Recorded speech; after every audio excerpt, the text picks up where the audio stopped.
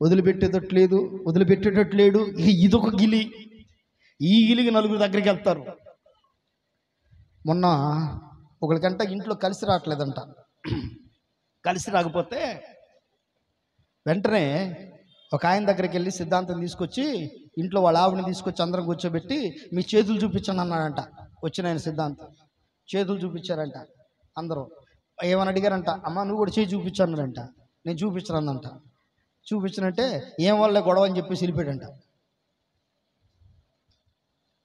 ఏం చూపించబోతే అది పరిస్థితి. వాళ్ళు బతుకు తీరు కోసమే పనులు చేస్తారు. అలాంటి వాటికి మీరు చోటుకి మాకండి. నీకు అప్పగించబడింది ఏమిటి? మొట్టమొదటిగా నిన్ను, నీ జీవితం నీకు అప్పగించబడింది. ఇప్పుడు నీ జీవితాన్ని జాగ్రత్తగా కాపాడుకోవాలి. రెండవది, నీ తల్లిదండ్రులు నీకు అప్పగించాడు దేవుడు, వాళ్ళని కాపాడుకోవాలి. మూడవది, పెళ్ళైన తర్వాత నీకు భర్తను, పెళ్ళైన తర్వాత నీకు భార్యను దేవుడు నీకు అప్పగించాడు, వారి విషయంలో జాగ్రత్తగా ఉండాలి. పెళ్ళైన తర్వాత దేవుడు బిడ్డలను ఇచ్చాడు, వాళ్ళ విషయంలో జాగ్రత్తగా ఉండాలి. ఈ అన్ని విషయాల్లో నీకంటూ దేవుడు ఆత్మీయంగా పరలోక రాజ్యానికి ఒక వారసత్వాన్ని కలిగి ఆధ్యాత్మికమైన జీవితంలో ఉండడానికి నీకంటూ దేవుడు ఒక సంఘాన్ని ఇచ్చాడు. ఇప్పుడు సంఘాన్ని కూడా కాపాడుకోవాల్సిన బాధ్యత ఎవరిది? నీదే. కాపాడుకోవాల్సిన బాధ్యత ఎవరిదమ్మా? మనదే. కనుక ఇప్పుడు మనకు అప్పగించిన పని విషయంలో మనం ముందుకెళ్తుంటే శత్రువులు తయారవుతారు. 5 రకాలుగా శత్రువులు అవుతారు. ఎన్ని రకాలుగా చెప్పాలి? ఎన్ని రకాలుగా అవుతారు? 5 రకాలుగా శత్రువులు తయారవుతారు. ఈ 5 రకాల శత్రుత్వ లక్షణాల గురించి కొన్ని మాటలు మీతో పంచుకుంటా. ప్రియమైన బిడ్డలు దయచేసి గమనించండి. మొట్టమొదటిగా శత్రువు ఎలా తయారవుతాడు? నీకు ఇతరులకు నచ్చని చేసినప్పుడు నువ్వేమో ఉన్నట్టు వాళ్ళకి ఏమైనట్టు? ఉదాహరణకు భర్తే నీకు నచ్చినట్టుగా ఉంటున్నాడు, నీకు నచ్చినట్టుగా ఉంటలా. ఇప్పుడు నీకు ఎట్ట కనబడతాడు?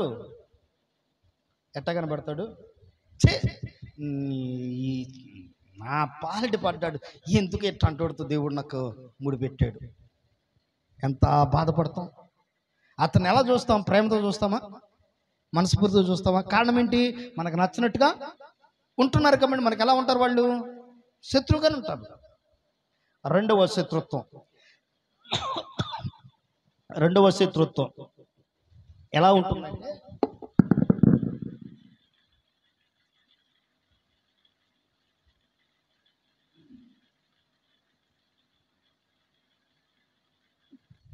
రెండవది శత్రుత్వం ఎలా వస్తుందంటే, చెప్పిన పని చేయకపోతే, ఏదైనా పని చెప్పారు, ఒకసారి చెప్పారు, 2 సార్లు చెప్పారు, 3 సార్లు చెప్పారు, చేయకపోతే ఎట్లుంటారు చెప్పండి? ఏమని భావిస్తారు వాళ్ళని? శత్రువు అనే పదానికి అర్థం చెబుతా మీకు. అసలు శత్రువు అంటే ఏంటి పదానికి అర్థం? చెప్పిన పని చేయకపోతే వాళ్ళని కూడా శత్రువులుగా భావిస్తారు. మూడవది, శత్రువులుగా ఎలా భావిస్తారంటే చెప్పుడు మాటలు వినటం వల్ల. ఇక్కడ కొంతమంది ఉన్నారు మన ఏరియాలోనే, పాపం వాళ్ళు నేను ఎప్పుడు మాట్లాడుకోవాలి, వాళ్ళకి నాకు ఇప్పుడు గొడవలు లేవు.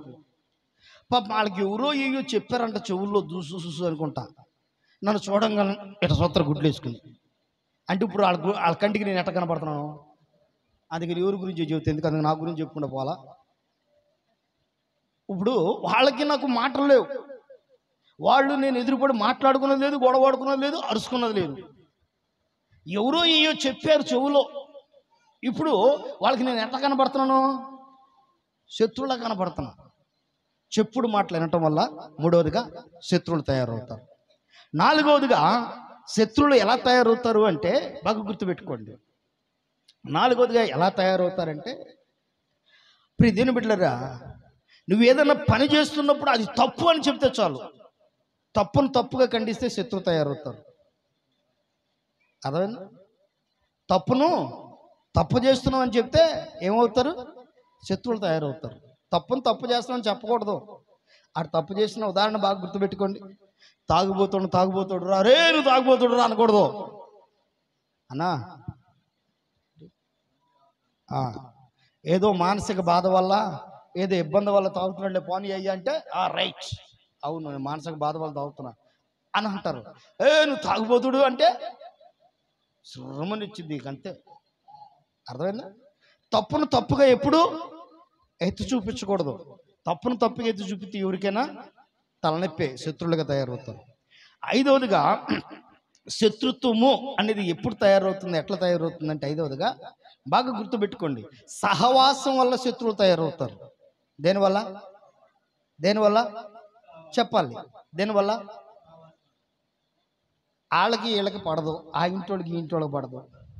ఈ ఇంట్లో కొంతమంది కూర్చుంటారు, ఆ ఇంట్లో కొంతమంది కూర్చుంటారు. ఇప్పుడు ఈ ఇంటి అమ్మ కూర్చున్న వాళ్ళకి వీళ్ళకి కూడా వాళ్ళంటే ఇప్పుడు కారణం ఏంటి? ఈ ఇంటి ఆమెతో ఎవరు చేస్తున్నారు? వీడు సహవాసం చేస్తున్నారు. ఆ ఇంటి ఆమెతో వాళ్ళు సహవాసం చేస్తున్నారు. ఇప్పుడు వాళ్ళకి వీళ్ళకి అసలు పడంది ఎవరికి? ఇద్దరికే. కానీ ఇప్పుడు సహవాసం చేసే వాళ్ళకి కూడా ఏమవుదు? పడిద్దా? మీరు చెప్పండి. పాప వాళ్ళకి ఏమైనా శత్రుత్వం ఉందా? కానీ ఎట్ట కనపడతారు ఇప్పుడు వాళ్ళకి? అంటే నీకు అప్పగించబడిన పనిని నువ్వు కాపాడుకునే విషయంలో నీకు ఇన్ని రకాలుగా శత్రువులు తయారవుతారు. ఎందుకంటే సాతానుగాడు సులువుగా చిక్కులు పెట్టు పాపం అంట. దీన్ని నీకేమనిపించింది? వాస్తవేగా అనిపించింది నీకు, ఇది కరెక్టేగా అనిపించింది నీకు. అంటే ఒక సహవాసం నిన్ను శత్రువుగా చేస్తుంది. వాళ్ళకి నీకే పగ లేదు, వాళ్ళకి నీకు ఏ దేశం లేదు, వాళ్ళకి నీకు ఏది. బాగా గుర్తుపెట్టుకోండి. ఇలా ఈ 5 రకాల శత్రుత్వం మనసులోకి వస్తుంది. శత్రువు అనే పదానికి అర్థం ఏంటంటే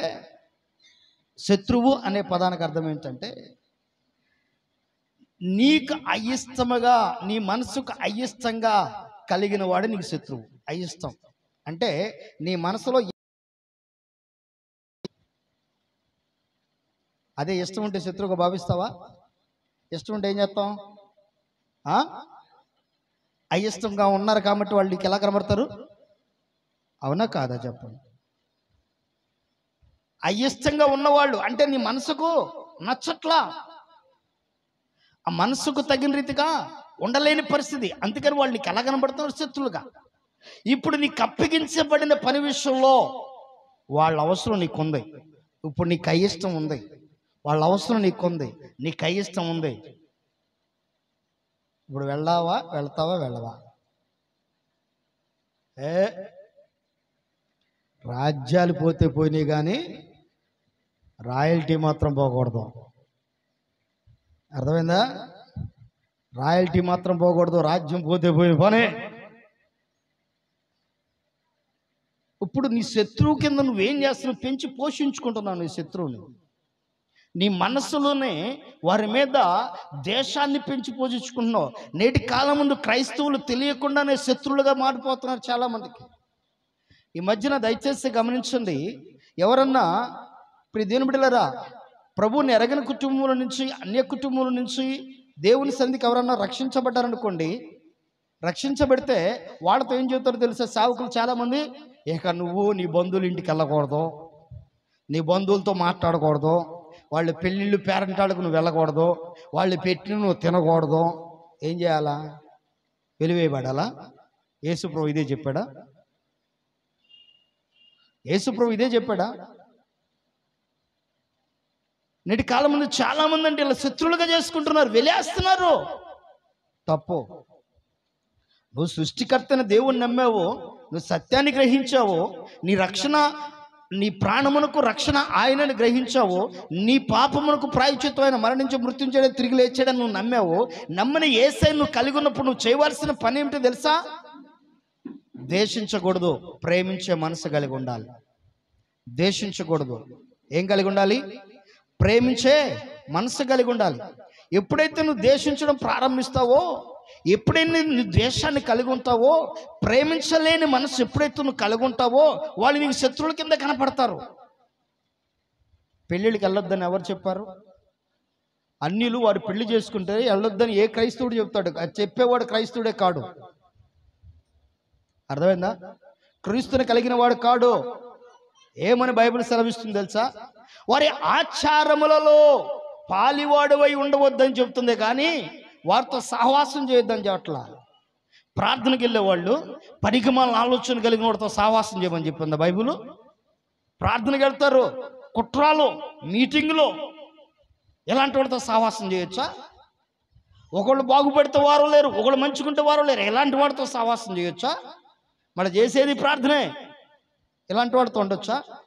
వారు ప్రభుని ఎరగని వారు, నువ్వు ప్రభుని ఎరుగున్నావు, వారితో కలిసి వెళ్ళు. పెళ్లికి పిలిచారు, రక్త సంబంధులు కలిసి కలిసి నిలబడు, వాళ్ళతో కార్యక్రమంలో పాల్గొను. అయిపోయింది, వచ్చేసాయి. వచ్చే నష్టం ఏంటి? భోజనం పెట్టారు, తినరా. ఇక బలెర్పించింది పెట్టట్లేదే. పెళ్లిలో కూడా బలెర్పించి పెడతారా ఏమండి? ఎందుకు నువ్వు అనవసరంగా వారిని శత్రువు? నువ్వు కాపాడుకోవాల్సిన నీ కుటుంబాన్ని కాపాడుకోలేకపోతున్నావు. నీ రక్త సంబంధంలో నువ్వు ప్రభువుని నమ్ముకుని వాటిని కాపాడుకోలేకపోతున్నావు. బాప్తీసం తీసుకుంటే బొట్టు తీసేయాలంట, గాజులు తీసేయాలంట, పోగులు తీసేయాలంట, పూసలు తీసేయాలంట, ఏం ఉండకూడదంట, తెల్లటి బట్టలు ధరించుకోవాలంట. ధరించుకుని దైవాత్మ కలిగి ఉండాలి. అన్ని తీసేసి ఏమ్మా అన్ని తీసేసి ఏం కలిగి ఉండాలి? దైవాత్మ కలిగి ఉండాలి. దైవాత్మ అంటే ఏంటి? ఈ ఇంటి మీద కాక ఆ ఇంటి మీద వాళ్ళకూడదు, ఆ ఇంటి మీద కాక ఈ ఇంటి మీద వాళ్ళకూడదు. ఎక్కడి నుంచి ఏదైనా బయటికి వెళ్ళకూడదు, బయట నుంచి మాత్రం ఇక్కడ ఏదైనా రావాలా. అర్థమైందా? ఇప్పుడు దేని బిడ్డలు దయచేసి గమనించండి. బైబిల్లో ఈ మధ్యన ఒక ఆయన చెప్పాడులే, ఏమన్నాడంటే, మీ బైబిల్లో గాజుల గురించి, మీ బైబిల్లో బొట్లు గురించి, మీ బైబిల్లో అలంకరణ గురించి అక్కడ రాయబడి ఉందా?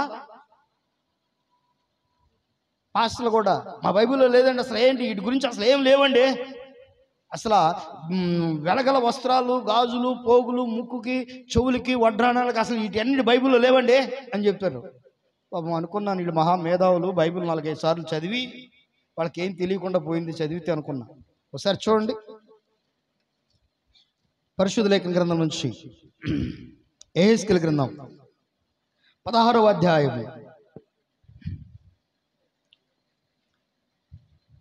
10వ వచనం నుంచి చదవండి.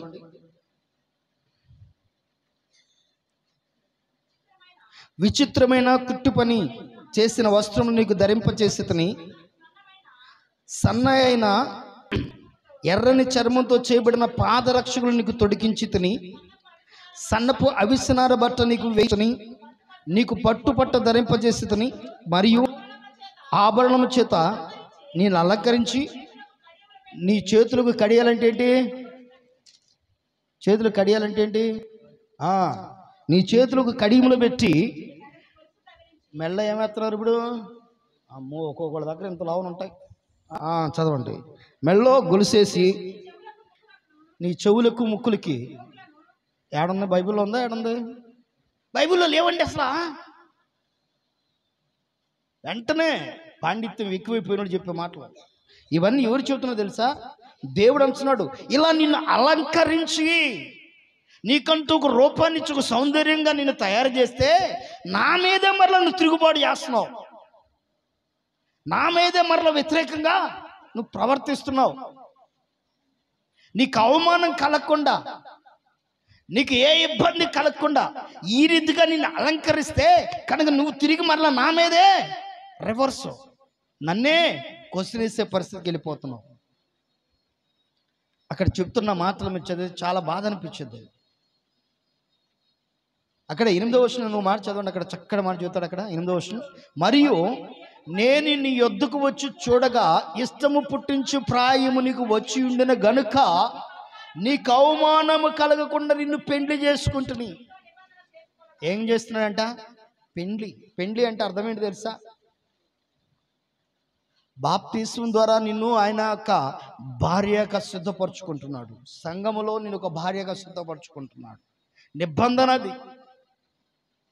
ఈ రీతిగా నేను అలంకరించుకుంటున్నా.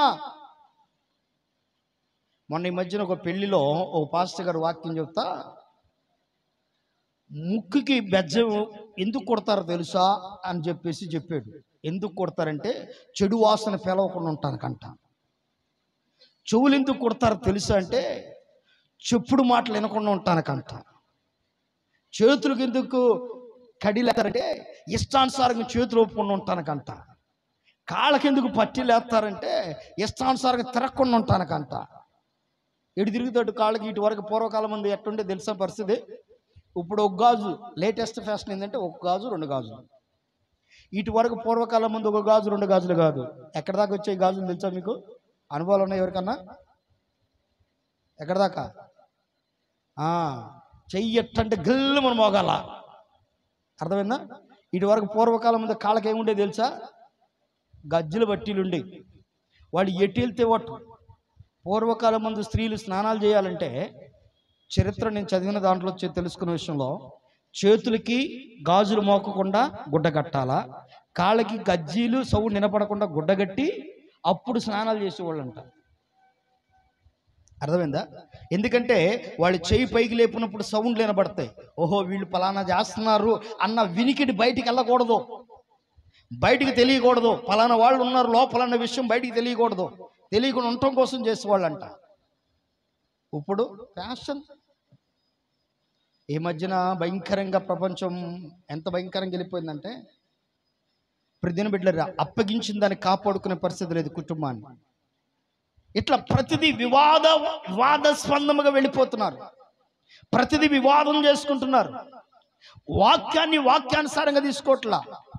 మా బైబిల్లో లేదంటారు కొంతమంది, వాళ్ళ బైబిల్లో ఉందంటారు, వాళ్ళ దగ్గర ఉందంటారు, వీళ్ళ దగ్గర ఉందంటారు. ఇది తీసి పక్కన పడండి. అసలు దేవుడు ఎందుకు ఇలా చెప్పి ఆయన ఎందుకు ఇలా బాధపడుతున్నాడు అన్నది ఎవరికి అర్థం కావట్లా.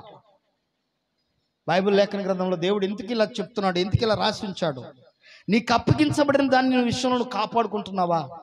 ఈరోజు కాపాడుకోవాలంటే నీ కుటుంబాన్ని, నీ రక్త సంబంధం విడిచిపెట్టొద్దు. దయచేసి చెప్తున్నా ప్రతిదిన బిడ్డలారా, నువ్వు ప్రభువు నమ్మావు, నీ భార్య నమ్మలా, నీ భార్య రక్షణ కోసం నువ్వు ప్రార్థన చేయాలి. నీ భర్త కుటుంబ సభ్యులు, నీ భార్య కుటుంబ సభ్యులు, నీ తల్లిదండ్రులు వారి రక్షణ కోసం నువ్వు కన్నీరు కార్చాలి, వాళ్ళ కోసం ప్రార్థన చేయాలా, ఉపవాసం ఉండి కడుపు కట్టుకోవాలా. వాళ్ళ బాధ్యత నీ పైన ఉంది. నేను నమ్మితే చాలే, వాళ్ళు ఏమైపోయినా పర్వాలేదు అనుకోవద్దు. వాళ్ళ బాధ్యత నీ పైన ఉంది. వాళ్ళ రక్షణ కోసం నువ్వు ప్రార్థించాల్సిన బాధ్యత నీ పైన ఉంది. వారంలో ఒక రోజున్న వాళ్ళ కోసం ప్రార్థన చేస్తావా? కడుపు కట్టుకుని గట్టిగా మనస్ఫూర్తిగా. నా జీవితంలో నా రక్త సంబంధంలో నా తల్లి తరపున 6, నా తండ్రి తరపున 4 కుటుంబ సభ్యులు. వాళ్ళ 4 వాళ్ళ కుటుంబ సభ్యులు, మనవడు మనవరాలు, పెద్ద కుటుంబం. వీళ్ళల్లో ఎవరూ రక్షణ పొందాల. నా మేనత్త ఒక్కటి రక్షణ పొందింది. ఆమె ప్రభునందు నిద్రించింది. నేను రక్షణ పొందే టయానికి ఇంకెవ్వరికి రక్షణ లేదు. నేను రక్షణ పొందిన తర్వాత నాలో ఎందుకు తెలియని ఒక భారం ఏర్పడింది. ఆ భారంతో వారంలో ఒకరోజు నా కుటుంబం కోసం ఉపవాసం ఉండేవాడిని. అలా 2 సంవత్సరాలు కన్నీరు కార్చా. వారంలో ఒక రోజు నా కుటుంబం కోసం, ఇక నాకు దేనికోసం కాదు, నా కుటుంబ రక్షణ కోసం, నా రక్త సంబంధ రక్షణ కోసం కన్నీరు కార్చా. నాకు అప్పగించబడిన బాధ్యత అనుకున్నా. కన్నీరు కార్చా. 2 సంవత్సరాలు తిరిగి వచ్చేసరికి 1 by 1 బాప్తిసాలు పొందడం ప్రారంభించారు. మా అమ్మమ్మ బాప్తిసం తీసుకుంది. ఆ తర్వాత 1 by 1 బాప్తిసాలు పొందడం ప్రారంభించారు. ఈ రోజుకి 70% మంది రక్షణ పొందారు నా రక్త సంబంధంలో. మరి నీ బాధ్యత ఎక్కడ? నీ కుటుంబ సభ్యులు నీకు అప్పగించలేదా దేవుడు? నేను ఒక్కడనే ఉంచాడా సమాజంలో? నేను ఒక్కదాన్నే ఉంచాడా సమాజంలో? మరి వాళ్ళని శత్రువులకు ఎందుకు భావిస్తావు? భావించొద్దు. ఎవరిని శత్రువులుగా భావించొద్దు. నీకు నచ్చితే నచ్చకపోయినా సరే హాయ్ అంటే హాయ్ అని చాలు, నథింగ్ బట్. నీకు నచ్చినట్టుగా ఉండాలని ఎప్పుడు కోరుకోవద్దు. దయచేసి చెప్తున్నా, బైబిల్ పచ్చుకుని చెబుతున్నా మీకు, నీకు నచ్చినట్టుగా ఉండాలి అని ఎప్పుడు కోరుకోవద్దు. దేవా నీకు నచ్చినట్టుగా వాళ్ళు ఉంటే చాలయ్య అని ప్రార్థించు. ఎవరికి నచ్చినట్టుగా? దేవుని నచ్చినట్టుగా ఉంటే ఆటోమేటిక్గా నీకు ఇబ్బంది కలగదు. అదే నీకు నచ్చినట్టుగా ఉంటే మరలా నీకేమో ఇబ్బందికరమైన పరిస్థితి ఏర్పడింది. అదే ప్రభా నీకు నచ్చినట్టుగా చేయి ప్రభా, చాలు. నీకు నచ్చినట్టుగా నన్ను నడిపించు, నీకు నచ్చినట్టుగా నన్ను బ్రతికించు, నీకు నచ్చినట్టుగా నా భార్య, నీకు నచ్చినట్టుగా నా భర్త, నీకు నచ్చినట్టుగానే ప్రభా, నాకు నచ్చినట్టుగా కాదయ్యా. నీకు నచ్చితే చాలయ్యా, నీకు నచ్చితే చాలయ్యా, ఆయనకి నచ్చితే చాలు, నీకు మేలు జరిగిద్ది అంతే. ఆమెన్. ఆయనకి ఇష్ట ప్రకారం నడిచేవాళ్ళు ఎవరునూ పక్క వాళ్ళకి నష్టాన్ని కలిగిస్తారా? పక్కన వాళ్ళని ఇబ్బంది పెడతారా? పక్కన వాళ్ళు బాధిస్తారా? అదే ఆయనకి నచ్చినట్టుగా ఉంటే, నీకు నచ్చినట్టుగా ఉంటే నీ మనసులో ఏముంటుందో తెలియదు, ఎలాంటి ఆలోచన ఉన్నాయో తెలియదు. అదే దేవునికి నచ్చినట్టుగా ఉండాలి. ఈరోజు నీ శత్రువుని జయించాలంటే 5 రకాల పనులు చేయాలి. ఈ 5 రకాలైన శత్రుత్వ స్వభావాన్ని నుంచి నువ్వు జయించి బయటపడాలంటే 5 రకాల పనులు చేయాలి. ఏంటి 5 రకాల పనులు? క్లుప్తంగా కొన్ని మాటలు దయచేసి చదవండి పరిశుద్ధ లేఖన గ్రంథం నుంచి దేవుని మాటల వైపు మనసు పెడదాం. ఈ 5 రకాల పనులు. 1, కీర్తన గ్రంథము. ఈ శత్రువు అనే వ్యక్తి, ఈ శత్రువు అనే స్వభావం ఉన్నప్పుడు ఎలా జరిగింది ఆ మాట చదువుకొని 5 రకాల పనులు చెప్తాను. ఒకసారి కీర్తన 102వ కీర్తన, 102వ కీర్తన 8వ వాక్యాన్ని ఒకసారి చదవండి. శత్రువు అనే వ్యక్తి ఏం చేస్తాడు బాగా గుర్తుపెట్టుకోండి. ఇక్కడ ఉన్న వాళ్ళు ఎవరన్నా శత్రువులు ఉన్నారా అమ్మా? శత్రువులు ఎవరైనా ఉన్నారా? శత్రువులుగా భావించే వాళ్ళు ఎవరైనా ఉన్నారా? లేరా? ఇప్పుడు వాక్యం చదవండి. దినమెల్లా నా శత్రువులు ఏం చేస్తున్నారంట? ఇప్పుడు శత్రువులు ఉన్నారా లేదు చెప్పండి. శత్రువు ఏం చేస్తాడు? జీవన్ గారు, మేలు చేసేవాడు కన్నా ఇసుకు పుట్టిద్దంట, శత్రుత్వం కలిగిన వాడికి ఇసుకు పుట్టదంట. అర్థమైందా? ఇసుక ఎవరికి పుట్టిద్ది? మేలు చేసేవాడికి. మేలు చేసేవాడికి ఇసుకు పుట్టే పొద్దుగులు ఏంది ఇలాంటి వాళ్ళు చేసిన వాడు చేయబోయినట్టు పక్కన ఉంటారంట. అదే శత్రుత్వం కలిగిన వాళ్ళు